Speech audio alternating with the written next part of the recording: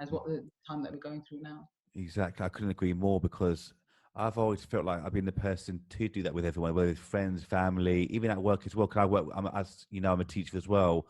So just taking that extra kind of time, a couple of minutes of the day, just to see how they're getting on, How was really it for make. you?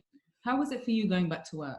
It was fine. Like, it was obviously, it was crazy because of the mad transition going from, say, being in school to home, back to Mm. school again. So the workload was very stressful for me, which not people do know about. Obviously, I've mentioned to a lot of people, but I mean, being a teacher, as you know already, you obviously work with the youth already. Being a teacher is very stressful as it is, but going through such a crazy period, Mm.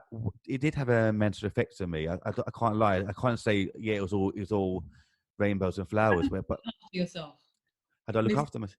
how did you look after yourself? You know what? Like you I'm said, actually asking you this no, question. and that's all right. I was asking the same Tell me thing, how- but you know what? I like to go. Okay, I like to keep fit and healthy, so I go for long walks. I work out a few times a week. I mix up with yoga as well.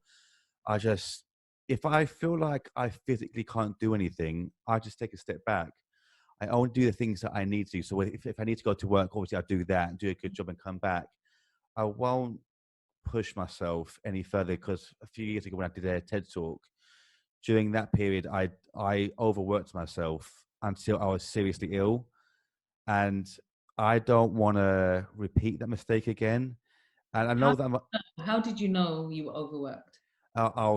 I got pneumonia in the end, actually, from the stress of doing too many things at once, of being a teacher, plus planning for the talk, plus prepping for this, that, and the other. The workload seriously made me ill, and I love keeping busy, as a lot of us do. But I've just learned to, if I can't do something, I just say no. I have learned to say no when I need to. That's difficult for you. It was because I love to be the person to help other people out and make them feel good as well. But I've just slowly learned to say no to things and not feel How, bad. can I ask how you learn how to set boundaries? Because Yeah, when we're growing up, nobody tells us how to set no one boundaries. does. I had Nobody says. no one tells us. But I just had to learn the hard way. It took me to get ill to really think, okay, your health is more important than most things in life. So look after yourself, and then you can look after yourself and other people as well. So learn to say no. The first time you say no to things, it's always going to be the hardest thing, no matter It what you hurts. do. Yeah, Yeah. it does. Like, no, my heart, no.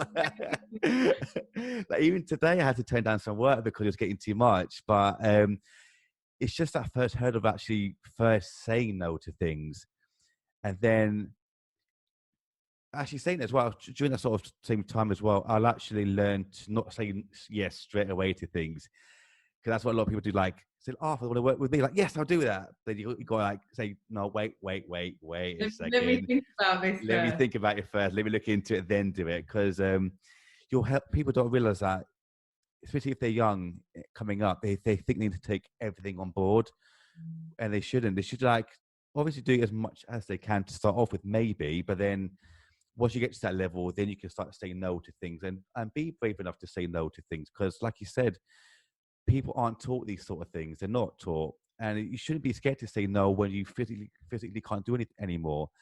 And how did you learn to? Do you think it's also about identifying what isn't for you?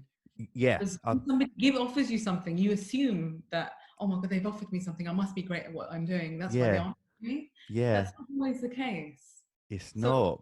it's not. And I think it's finding, I think for me personally, so I'll give you an example. I sucked at my GCSEs. So did I. And for many people, going to university and then going into the Mhm. work within the industry was, I guess, the focus. For me, it wasn't. When I turned 16, um, I knew I wanted to work in the music industry. That was it. I didn't know what I wanted to do. I wanted to do everything. And I did a summer radio broadcasting course, and I met this woman, and she just changed my life. She was just really wise, so loving and kind. And I think we all need somebody like that who Mhm. believes in you. And she just kind of really took me under her wing and asked me what I wanted to do. And she was like, "There's no reason why you can't try everything."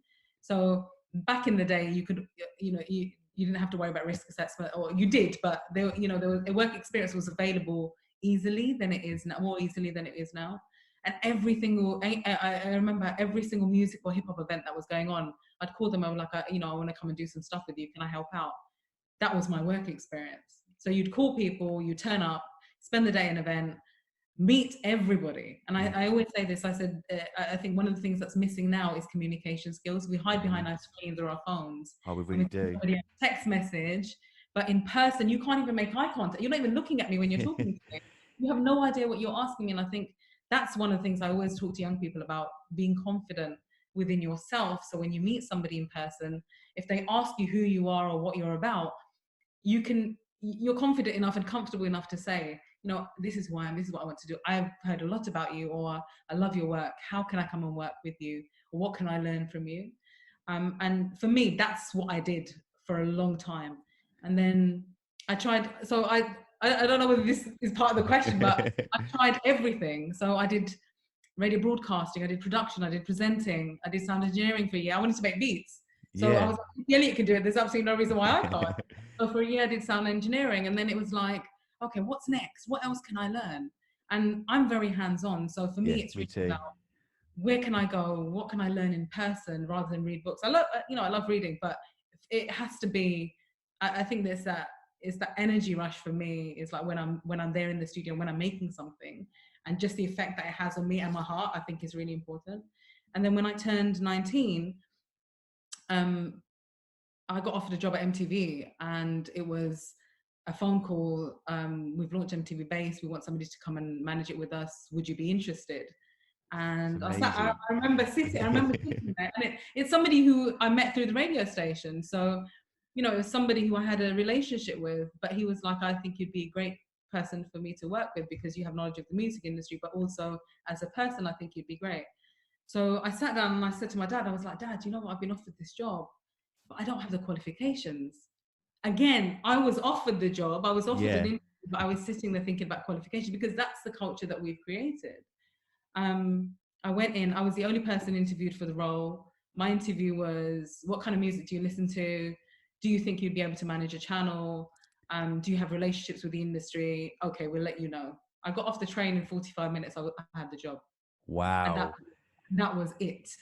And when I talk about it now, me as a young person then, I had to just sit back and think, oh my God, you know what? Sometimes opportunities come to you because you work hard enough for them, or they come to you because you're a good person. And either or, whatever the case may be, I'm in this position. There's a lot that I don't know. What can I learn and how can I learn it?